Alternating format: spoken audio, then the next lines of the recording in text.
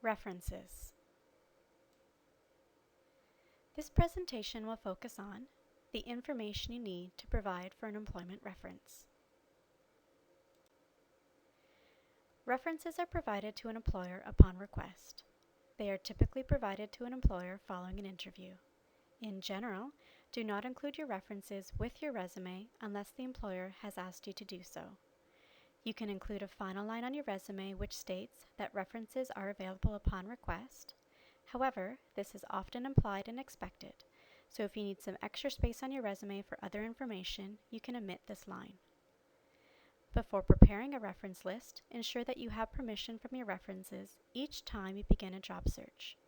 Ensure you contact each of your references before attending an interview to confirm their contact information and to confirm they are still willing and available to speak to a potential employer on your behalf. In general, employers will be looking for you to provide 2 to 3 references on your reference list, so please choose them carefully.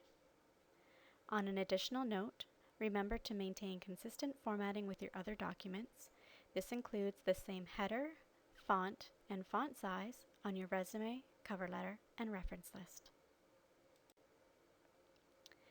The information you'll need to provide to an employer includes the name of your reference, the first and last name, position title, company, phone number and office extension, and an email. Additionally, if there's any special notations, for example, if one of your references is only available on Tuesdays and Thursdays, ensure that you include this information out of a courtesy to your potential employer. So who can you use as a reference? References can come from a variety of resources, including former employers, managers, and supervisors, teachers, faculty, or program coordinators, volunteer supervisors, and even coaches. If you are having difficulty coming up with contacts for your reference list, speak to your co-op consultant for some guidance. Can you use personal references? If you choose to use a personal reference, ensure that you clearly indicate this on your reference list. You may choose to have a subheading that indicates personal references. Some employers have HR policies against using a personal reference for employment.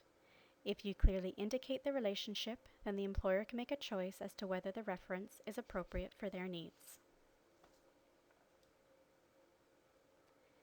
Here's an example of how to set up your reference list.